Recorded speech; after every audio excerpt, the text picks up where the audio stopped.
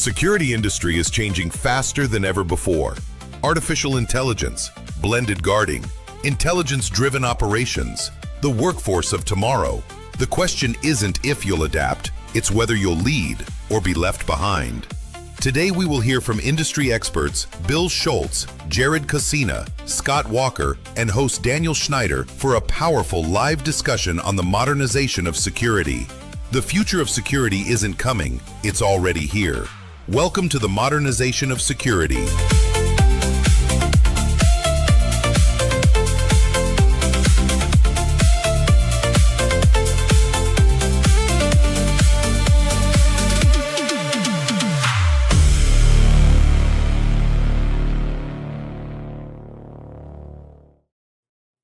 Hello, everybody. Welcome to a special webinar edition for the Security Shift podcast. I have a few guests to introduce, but before we start that, I just want to welcome you to this exciting webinar. To what we're going to be doing today is talking about innovation. And to start my guests, I'm going to start with first Scot Walker. So welcome him. Hello, Scot Walker. How are you? Doing great. We're here to talk about bourbon and security, right? Absolutely. The first one. Then our next guest will be my very good co-host sitting right next to me, Bill Schultz. Good Hello, morning. Bill. Good morning. Good to have you. Don't Thank you you. love this setup? This is Oh, pretty it's amazing. Absolutely. This is great. This is our first time. So if you see me excited or stumbling over my word, it's just this amazing place we're in. And we do have voices in our ears, so they tell us what to say. But it's incredible. Our third guest, and definitely not last, but very important, we have Jared Kosina. So welcome, Jared. Good morning. I can be last. It's fine. You're never last, Jared. I heard you always come first. Good morning, All right. guys. Good morning. I'll start with you, Scot. Go ahead and tell us a little bit about yourself. Give yourself an introduction, and don't be shy. Well, I spent 20 years in military and federal law enforcement before going to the private sector, working for a couple of small tech companies that no one's ever heard of, like NVIDIA and Facebook. Then I moved right in the middle of the pandemic. My timing was perfect, and I moved out of the Bay Area and into what I call Silicon Desert. So now I live in beautiful Phoenix, Arizona, although it's probably a little hot outside today. And I do consulting and investigations, and I am really looking forward to this conversation. You also authored a few little articles that we like to quote, which we're going to touch upon today. But we're going to jump right to Bill. Bill, everybody knows you with the Security Shift podcast. Why don't you tell us a little bit about yourself, a little bit more in depth? Yeah, absolutely. Good morning. Bill Schultz, CEO of Integrated Security Consultants, physical security consulting firm. I had a lot of my career has been selling guard services all the way from unmanned services, executive protection, armed security. A little bit lately, more of the past couple of years, moving more of into a blended guarding model, selling a lot of physical security technology tools. And I have an Air Force background. Okay, a little bit of a background there. Jared, we're going to jump to you. Go ahead and tell us a little bit about yourself. Yeah, absolutely. So I was in GovTech for a couple of years early in my career, and I was young and hard charging, and I was bored sitting behind a desk. So I jumped into law enforcement, did that for about 15 years, everything from patrol, detective, SWAT, drones, which led me to do a little bit of White House lobbying on drone policy. And then during that time, I was also the vice president of the National Real-Time Crime Center Association. Retired a little over a year ago, and now I started a consulting firm where I help agencies acquire new technology, leverage technology, and also help those technology companies either get into the market or go to market strategy. So you didn't do anything at all. Got it. No. Yeah, no. I'm just at home. It's quite impressive there, Jared. Well, let's set the expectations here. We're not going to sell you today anything. We're not going to have any product. We're not going to have anything to show you, and we're not going to close you with a sale today. So all you salespeople, no selling today. We won't get you anywhere with sales today. We're just going to get you into the concept that we're going to eat today. First, In a traditional security guard model, is the traditional security guard model broken or just overdue for modernization? And I'll start with you, Scott. Yeah, you guys know me. I talk about what I call law enforcement zero, and really that's the demographic shift that's coming to the public safety community, and I consider our security partners to be part of that public safety community. And not picking on any generation at all, and I'm not picking on the industry as a whole, but the guarding model has been broken for a long, long time. It is absolutely ready for an overhaul. Unfortunately, it will be an overhaul that we in this industry, in the security industry, have not been planning for.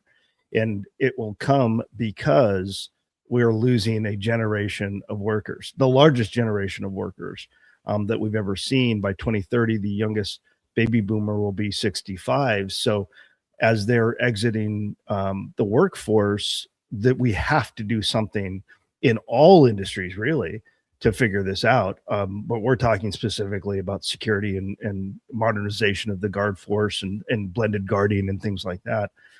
So I think we're there. If we should have been planning for this probably 10 or 20 years ago, if we wanted to have more young people in this industry. But unfortunately, we're not going to have that. So get ready to not have people and to do less with less. That's the reality. So the call for 911 is still going to go out, but the response is going to be delayed because there's not enough people on the street. All right.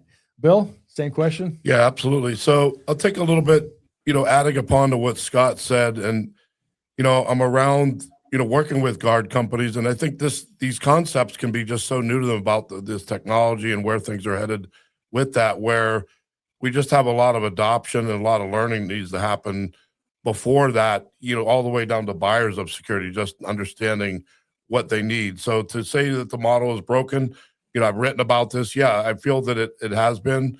And I think a lot of people are just haven't been listening and still in a little bit of denial.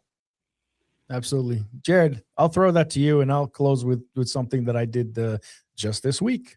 Yeah, I mean, absolutely. I think it's no secret today that, law enforcement is hurting for people, private security is hurting for people. It's nobody wants to be a cop anymore. I remember when I applied, we had like 600 applicants for 4 positions, and now we have 600 positions with 4 applicants. And I think it's the same thing in security. So there needs to be a shift in help using technology to fill those voids. Absolutely. And I actually wrote this article without even knowing or remembering that we're going to be on this podcast, but I wrote an article this week about Law Enforcement Zero with complete credit to you, Scott. Spoke about the exact same thing that you guys, talking about specifically with this question, with this topic.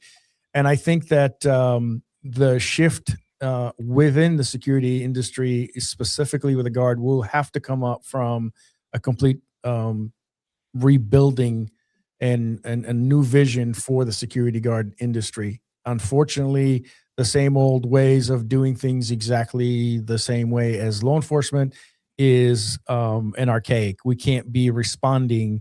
We have to be proactive, and that proactiveness needs to come into play a little bit more. So absolutely on topic here.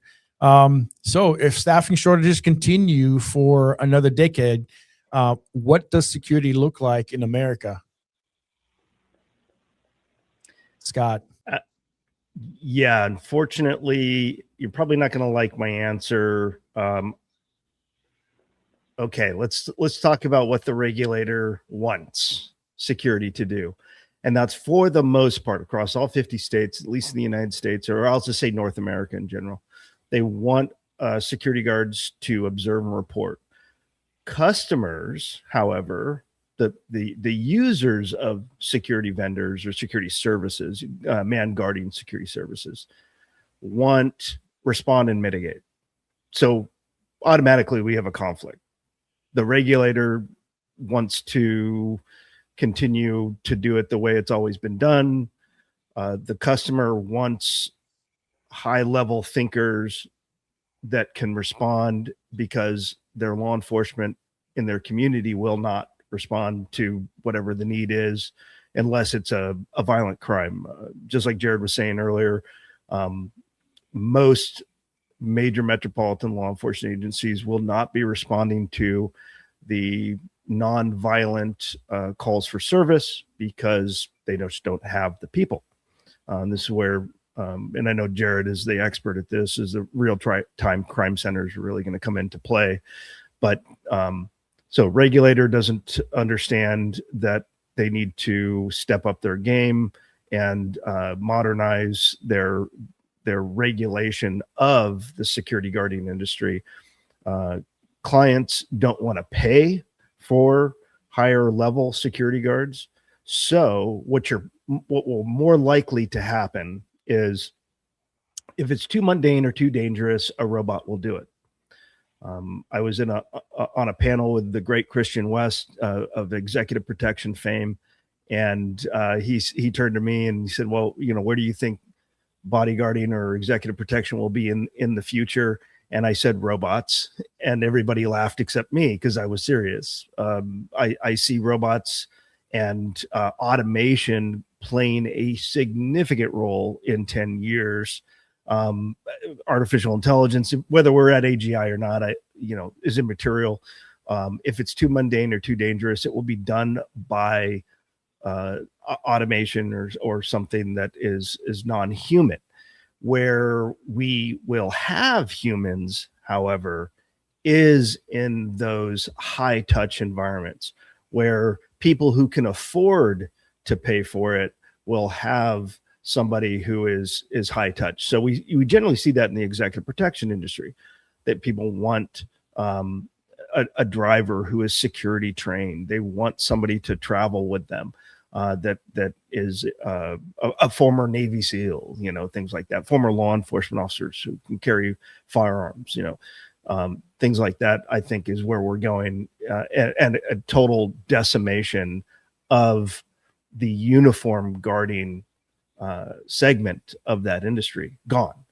So if you have a business that's solely based on, I provide unarmed uniformed security guards, shift the model now. It's probably too late, but shift if you want to survive. Absolutely. I'm going to skip you, Bill, for 1 second. I'm going to jump into Jared here for that, just to get the other side. So Jared, take it away. Yeah, I mean, I think he hit the nail on the head. Like, I think, and we're already seeing it, with robots and drones, things like that. And unfortunately, we're just going to become, a more mass surveillance society. I don't see any other way of doing it.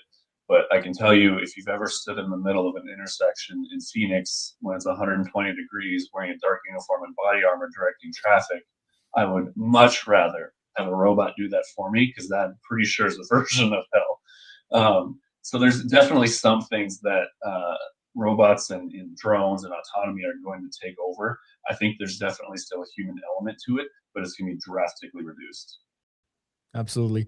And Bill, you kind of combined those two and started with the blended guarding model way before. I've been with you for about 2 years, and I have heard you talk about that from day one. So what's your take on that? Yeah, what kicked that off was VCs looking to acquire guard firms to go to that model, and a couple of those companies are go to market, and it's accelerated very recently with some acquisitions from tech companies, acquiring guard companies and going that route.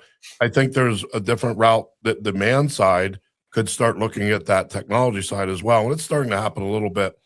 But I think one of the biggest hurdles on the man space, and you're talking about the 10-year plan and what that looks like and these timeframes, they get a little bit paralyzed by the revenue that they're used to getting from the man space. There's a little bit of revenue exchange on the technology space, right? But at the end of the day, we really should be looking at the ROI for what the client needs, not for just our needs. And that's gonna solve the problems of the future. And it's coming whether you like it or not. And I do have, consult with organizations in this space, and they're just a little bit resistant still to just almost to the point where, like, I'm just speaking a foreign language, like, oh, it's not coming, but it is coming. Absolutely. People are saying, that's the way we always used to do that. What is your response to that? I'll go to you, Scott. Yeah, the most dangerous phrase in the English language is "it's always been done this way." Um, I hate to be the one to tell people in the industry if they didn't know this. We don't have people who shoe horses. We don't have elevator operators anymore. A lot of things have changed over the last 100 years, and they always will be changing. We're going into a situation that will open up new areas for revenues, new industries. We've never been here before, but we have been here before. So, it kind of rhymes, as they say, but we're going to be in space. We're going to be on the moon. I mean, this is just in the next couple of years. So what does that mean for how we do business? Right? We're going to be able to manufacture things in low Earth orbit and zero gravity. And so can that free up another industry here on the ground in terra firma? So I think it's actually really exciting to see.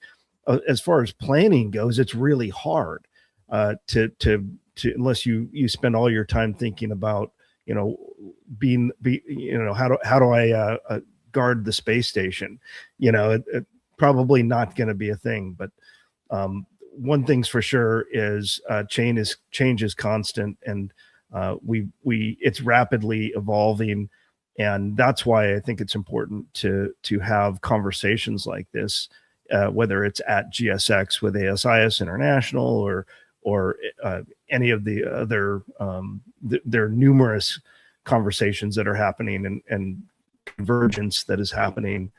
But we still need to have people who are talking about where will we be in the next 5, 10, 20, 25, 35, 50 years in this industry, because we'll all still be here probably in what form, I don't know, but I think we're going to be present for that rapid change. So I think it's pretty cool to talk about. Unfortunately, a lot of people like to stick their head in the sand and say, I'm not changing it. I still use the phone book, whatever that is.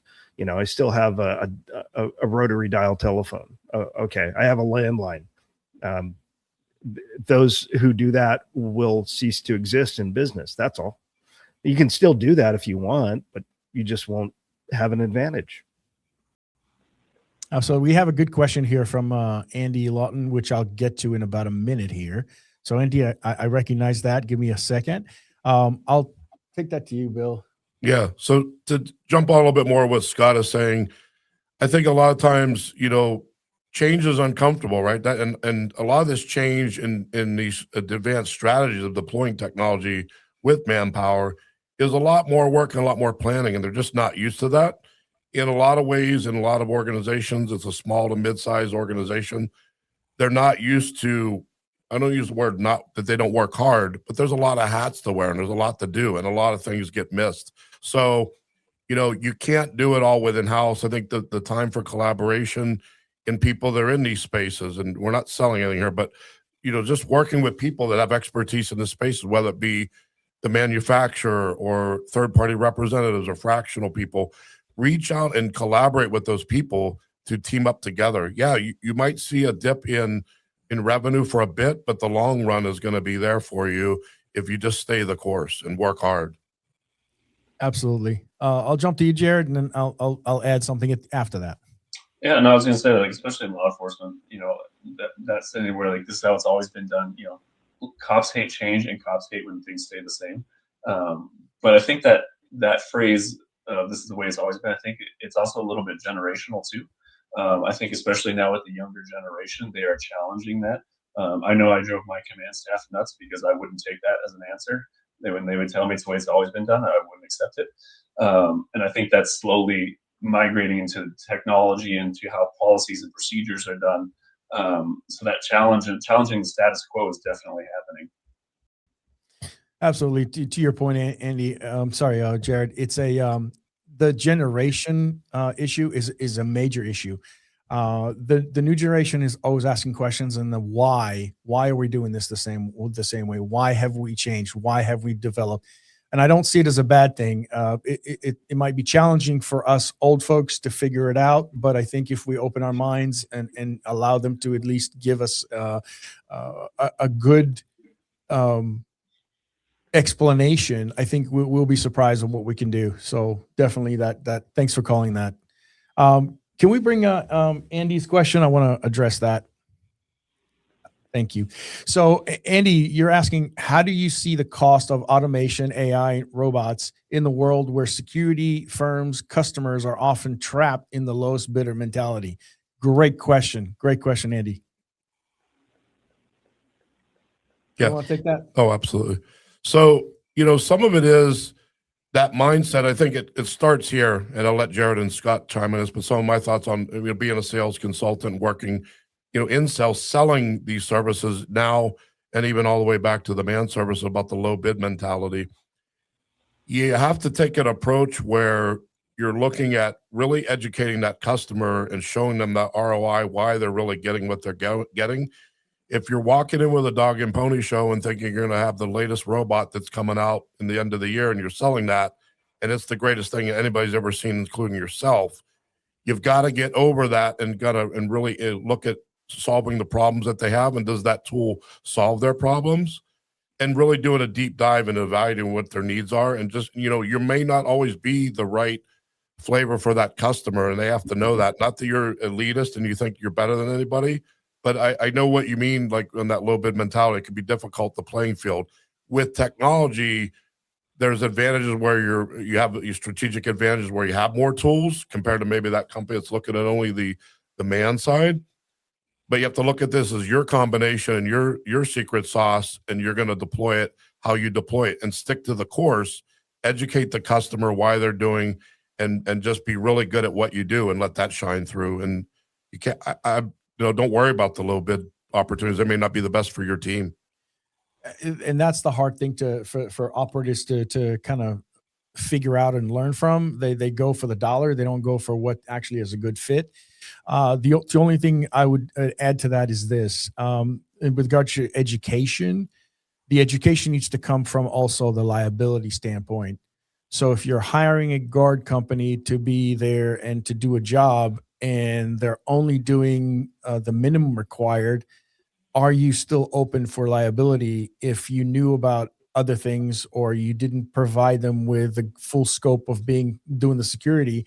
Are you open for any type of a liability afterwards, or some sort of a negligence? So I think that those are the points that we need to educate the customer. It's not going to be from here till tomorrow, or even next month, or next year. It's probably going to take a lot more to do, but the education part and the liability and the risk and the current court cases that bring the liability back on the buyer of security, I think that is what's going to make the change. And I'll turn that to you, Scott. Yeah, this is a great question. Thank you, Andy. Let's talk about the man guarding solution, or unarmed guarding. The vendors have done a horrible job at showing ROI, and customers have done a horrible job at managing a vendor. That's the reality. When it comes to QBR time or quarterly business review time, how many vendors actually give a QBR to their client that's in a way that doesn't say all the good things that they've done? If you're not pulling metrics, if the client hasn't provided KPIs or SLAs, key performance indicators, service level agreements, they haven't told you what the metrics are that they want to see, because they don't know. You as the vendor should be providing those things. So the reality is, and this is really a cost question, right? What's the cost of automation and AI and robotics and so on? Well, let's compare it to man guarding. Probably bill rate for man guarding can be anywhere between, let's say, depending on where you are in the United States, $40 to $80 an hour, depending on whether you're unarmed or armed. I was just on a podcast with our friends from Nightscope, and I think, don't quote me, I think they said that their hourly billable rate is like $8 an hour, but let's say it's between $6 and $11 an hour for robotics.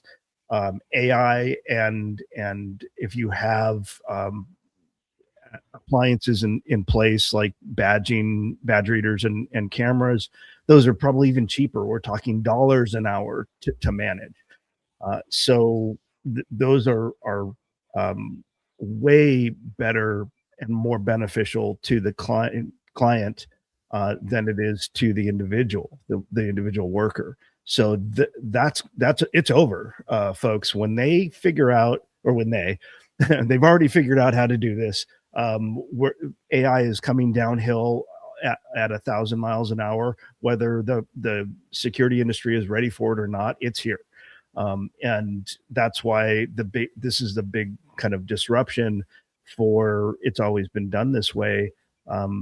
There's a lot of people that are in the way right now of this progress, both on the client side and on the vendor side. And they are going to be bulldozed whether they are ready for it or not. Many of them are of that generation that will be retired, 65, and if they aren't already. So, and again, I'm not picking on that generation. It just is what it is. It's a numbers thing. It's an age thing. But automation is so much cheaper than human guarding. Now, cheap doesn't always mean good. We all know that. So be careful what you pay for, because you might get what you are paying for. And this is where also hybridizing the guarding model is really going to play a big part. And hopefully we can get all these folks retiring from military and law enforcement to come into the private sector and provide great levels of customer service, as well as imparting their knowledge about safety and security on their customers. That's another complete subject that we're going to talk about next. So, but we're going to talk about another completely different thing. But go ahead, Jared. What do you think? Oh, yeah, no, I was going to tell Scott, I don't know what he's talking about. My Temu surveillance cameras in my house work great. But no, I would tell people when they're acquiring technology, don't acquire technology that does one thing. Like, there's so many disruptive technologies out there now that they can do a plethora of things. So, and then the other thing is making sure they have open APIs so you can connect different disparate systems and things like that. Whenever I have clients that come to me and say, hey, here's my problem I want to solve, I'm like, okay, well, here's a piece of technology that can solve that problem, but then it can also do these 10 other things. So acquiring those technologies so you're able to cover more problems rather than just solving one will help your ROI go a lot further. Absolutely. And Bill, Jared touched upon something that you always say, that every guard, like a guarding gig or a job, should start with an assessment. Absolutely. Yeah, I think, I write about this, and I think it's kind of the best analogy to say that when you go to the physician and you have a problem, you might get an MRI, blood work, and all that. You got to get a assessment or evaluation before the prescription. And that's my analogy. It just doesn't happen enough in the security guarding space, where a lot of times it's a lot of labor. Once again, it's hard work. It's intensive. It's a cost to the guard company to do that. That might have to hire an outside expert or do it within. It takes time and money, and it just gets overlooked. And just referring to the old post orders, referring to the other company's cool platform that they were on, shifting that information, that's not going to be enough for the future. We need this data to properly even build these technology tools to work together. Yeah, I worked a few posts before, and I, was the site manager, and I saw the old post orders come in with a dusty folder, and then go to the office, and then go back with changing a few details, and they go back as the new post orders. But not a whole lot had changed, except for the name of the company that was now owning or running it. Daniel Fish. I'm not going to talk about what you talked about or wanted me to talk about, but you have a question here. Can we bring it back up, please? Okay, I notice most retired LEOs who work in security industry can't think outside the box and are more responsive than preventive. What is your take? I'll start with that one. I know that some of the people out there may or may not like what I'm saying, but I'll start with this. I support law enforcement. I think they need more training. They need more money. They do not need to be defunded. They need a lot more to be given to them. And I think they're very, very important to society. That being said, the current way of doing things is the old way of we used to do things. And I think, in my humble opinion, you cannot control a security guard force under a law enforcement agency. That's an oxymoron. It does not work. You're getting pulled too many directions, and you're not going to be able to do your job. So that's kind of like my take on that. I'll throw it to you guys. I'll defer to Scott and Jared. Yeah, go ahead, Scott. All right. Yeah, this is a great question. And I just said, we need these folks in the private sector. A lot of folks coming out of military and law enforcement are looking for those opportunities in corporate security or in the physical security industry. Unfortunately, some of them carry that retired on duty mentality. And those who do carry that mentality, not the, Jared's a great example of this. Sorry, buddy, I'm gonna speak for you, but I want to hear from you as well. But somebody who retires from law enforcement and then goes in and does things that are aggressive and game changing, and he's keeping the narrative changing and keeping people on their toes. Unfortunately, a lot of folks coming out of military and law enforcement fortunately, they have a retirement, but they don't feel the need to continue to change the narrative. So they look for those opportunities just to kind of Netflix and chill. And, I don't want to be, I've chased bad guys for my whole career, and I don't want to, I'm not here to rock the boat. I'm just here to get by. I get it. They've served us for many, many years, decades, and they've earned that opportunity to not do anything and to relax and go fishing. Unfortunately, with the speed and what I call volume and velocity of change, that's not going to do well for that mentality. They just won't survive this industry. They won't be successful. There is a place in this industry for people who just want to chill, and that will be in places that don't pay much money. So if you're coming out as a police captain or a major in the Army and you're retiring, you're looking probably for a leadership role. Well, you better be embracing technology. And you better be embracing. And if I can speak really quickly to Daniel's first question, which was talking about collecting the dots and connecting the dots. That's a brilliant question, Daniel. We talked about collecting, which is data, and we do a really, really good job of saying, oh, my guard, swiped the D-Tex 25 times last night. We do a horrible job at understanding and even empowering them to do anything more. So it comes with a little bit of both. We need to keep collecting data, and then we need to apply AI to connect those dots and to say so what? What does that mean? Oh, well, did you notice that there was, an AI will pull this out as an example. Did you notice that the person swiping the D-Tex missed an hour every third day?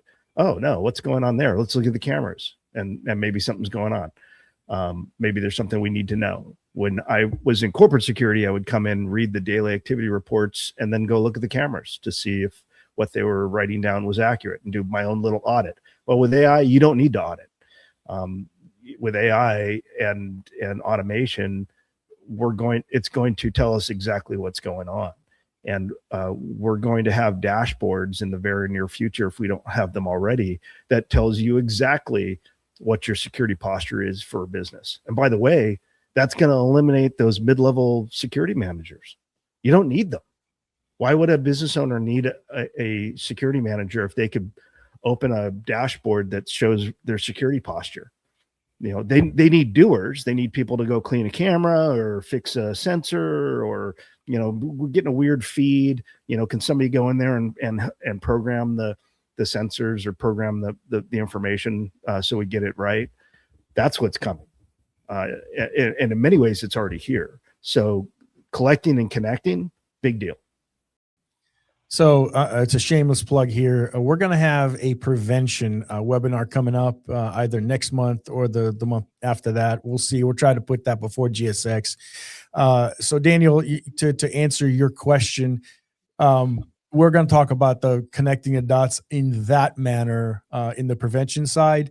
But if you want to read more, you can pick up my book, the Space Before Crisis, on Amazon. If you text me, reach on LinkedIn, I'll get you the information. But we're going to touch upon that later. It's more of on collecting the data and being proactive with the data, and that's not something that currently a lot of corporations, a lot of companies are doing. And again, that's because of the people who are running those departments are not thinking proactive, because all their lives they were taught reactive. And it's not a bad thing about them. It's not any down, play on what they do. It's just what they know. And it's very difficult coming from a guy who used to be very, reactive with emotions and everything else to react to every situation. So again, that we're going to touch upon that later. But Jared, to that, go ahead and answer Dan's second question. Yeah. So when you talked about, people don't want to change, I think Bill touched on it earlier when he said, if you're not going to embrace technology and move forward, you're not going to be successful. And I think it is changing slowly, as more of these like cities develop like a smart city or a real-time crime center, they're engaging all these different sensors around the city, and, officers are being more proactive versus reactive just because they have so much more data.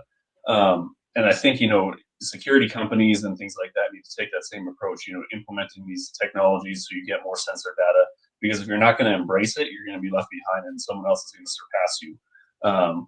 And it's amazing to see, especially like in the younger generation officers, like they embrace it. They want all the license plate data. They want the surveillance cameras. They want everything to be able to solve the crime. Whereas the older, generation, they did it old school, interviewing people and things like that.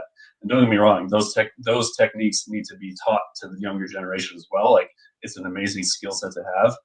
But layer that on top of technology, you're so much more successful. Absolutely. We're kind of getting short on time, so we're going to jump into a couple of other questions. What's the biggest mistake executives make when investing in security? Back to you, Scott. I'll say that executive, and are we talking on the security executive side, or are we talking on the client executive side? I would say the executives on the client. Okay. I kind of what I said earlier. I think they don't understand the value of security. They will, by the way. You think it's been bad lately we've had tragically a number of high profile business executives and media personalities be assassinated lately, and workplace violence continues to be a challenge. Even with all of the rollout in education and all of the rollout in prevention, they still look at this as a dollars and cents situation, whether it's internal threat through sabotage or data exfiltration or workplace violence. We have to understand, we in the security industry have to understand, is that they're looking at, is this a CapEx or an OpEx expense? And what does that mean for my business? Which goes back to when you could save 30, 40, 50% on a vendor by having automation or robots, you're going to do it. To Jared's point, cities are going to do this. He talked about smart cities. Municipalities are going to do this. If it's too dangerous or too mundane, they don't want humans to do it. So executives are thinking all the time. We see this especially with Mark Zuckerberg and what he does with Meta. How can I train AI to do their job? And while that sounds scary, I'll be the first one to say it's going to open a new frontier of opportunities to humans and capabilities. So just like the autopilot for airplanes did not get rid of pilots, we're probably going to be able to do more of the mundane tasks more efficiently. That's what I think executives should be looking at. But unfortunately, they're missing hey, I probably should have the human in the middle link, and they want just the savings, because a lot of industries are getting absolutely punished in this economy.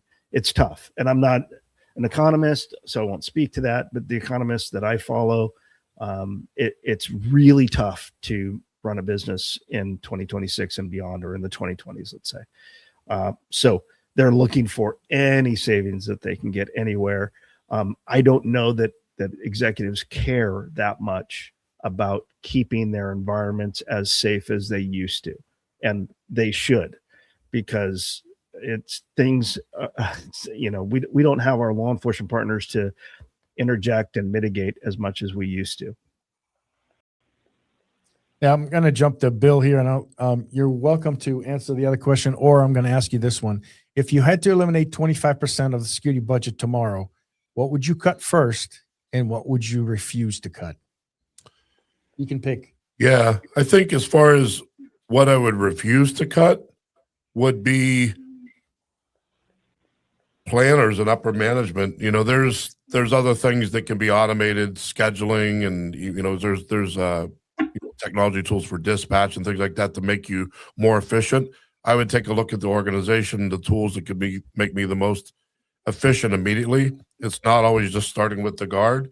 That's going to become piece by piece of, obviously an easy example is someone patrolling a perimeter. We have a lot of other amazing tools that can solve that quickly. So that would be something maybe, I don't use the word cut, but just weaved. I mean, I think at the end of the day, we all know physical security is layers, right? And all this stuff is layers, whether it be a tech or a guard or a, management. All this works together, and we just got to get better with that too, and understanding that approach.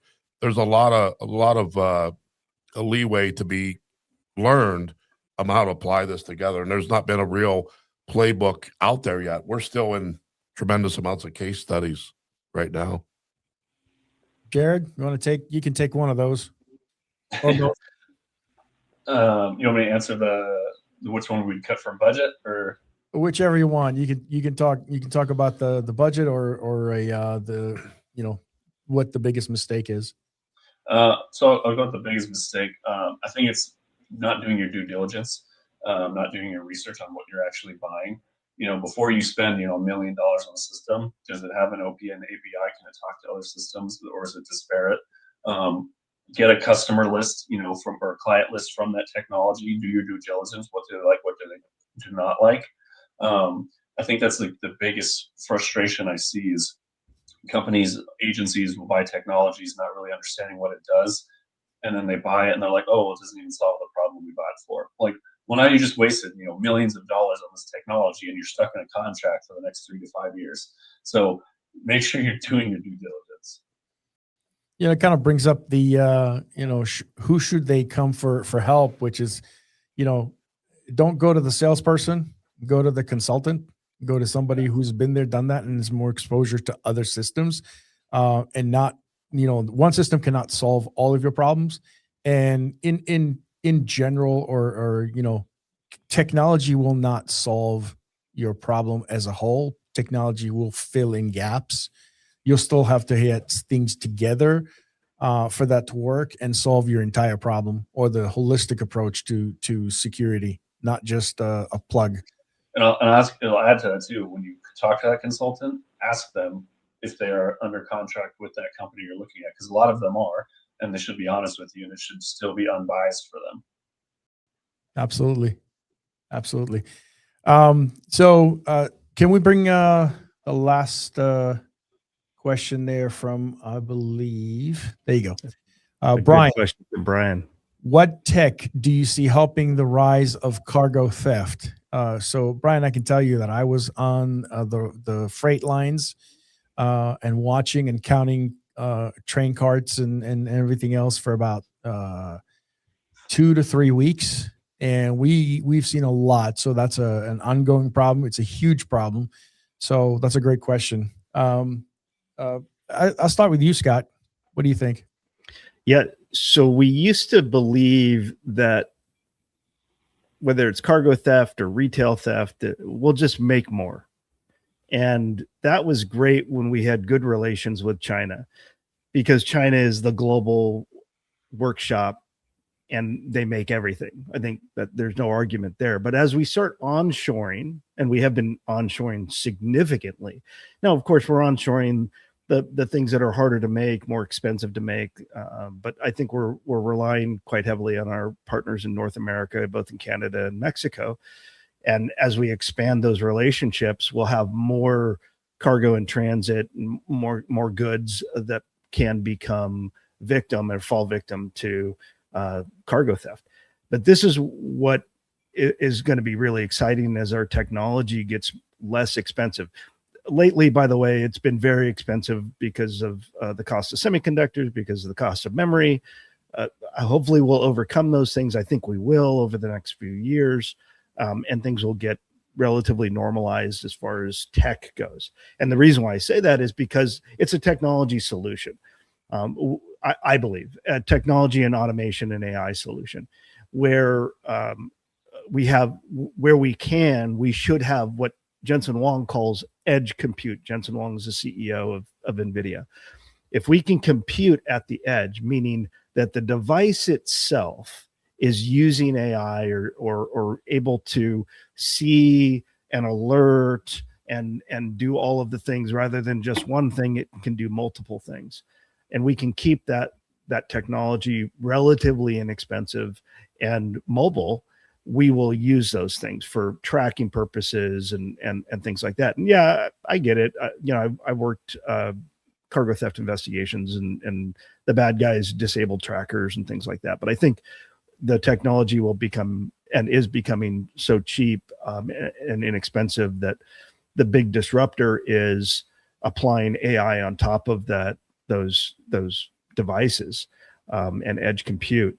Because if we can apply AI, we can see, a supply chain manager can see everything that's in motion around the world, whatever they're supposed to be tracking, and they can tell, hey, this cargo diverted it was supposed to go to Kansas City and it's diverted to someplace in Iowa. What's going on?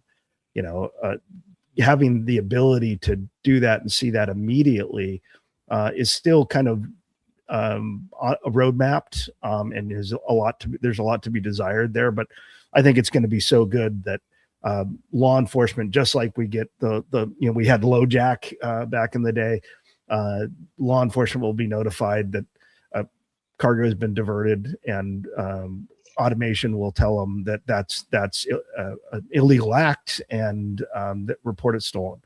So we'll have this stuff happening in real time.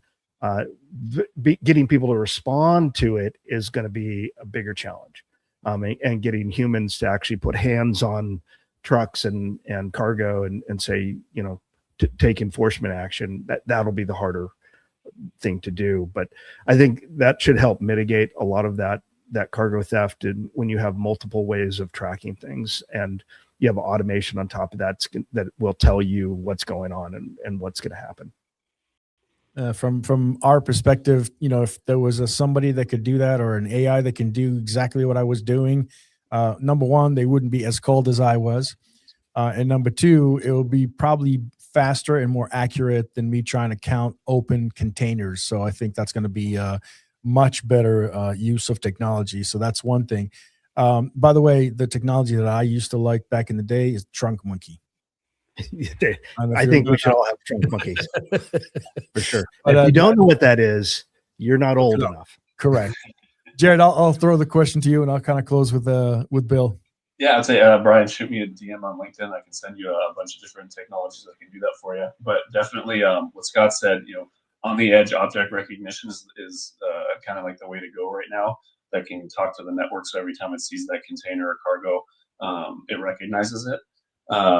But I think too, just on Scott's point, because you mentioned LoJack, if you guys have never been on the other side of LoJack, at least back in the day, I think it's a lot different now, but back in the day, it was literally a game of hot cold. So you'd have the receiver in your patrol car, and it would just beep at you, and you'd have to kind of like chase it around and figure out where that signal was coming from. So it was a nice game of like cat and mouse, hot cold. But brought me back to like early days. Thanks for that, Scott. Got it. Bill? Yeah, I'd just say overarching with these guys' comments that, and it relates to almost everything, just a lot of amazing technology floating around. Some of it's in the lab being developed. They just haven't got their funding yet. So there's a lot of tools.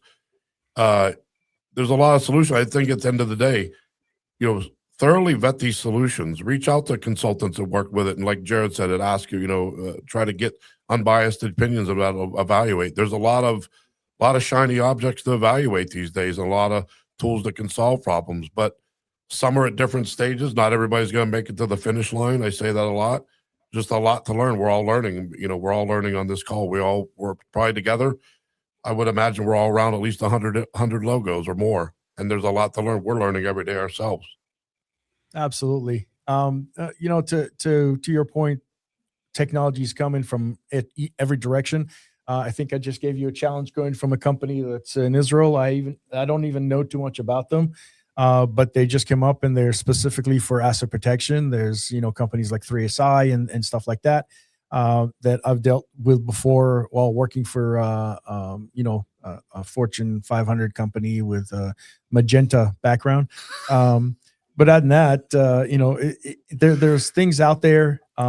Get the right people who are involved in the conversation and know the technology. Don't get the salesperson. The salesperson will sell you the product. Go to the people who have exposure to other things. Let's close with a question here. Finish the sentence. The organization that wins in the future of security will be the ones that. Scott. All right. Don't let your heads explode, but will be the ones that successfully create a digital twin and then execute on the needed changes.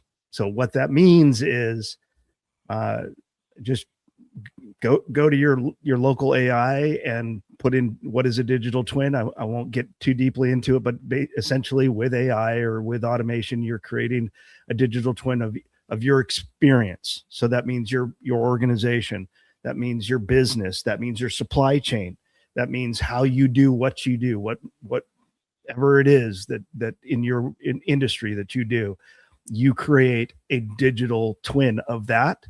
And then you apply all kinds of craziness to it. How can we make it better? What happens if there's an earthquake? What happens if we have an active shooter? What happens if we get no sales for a month?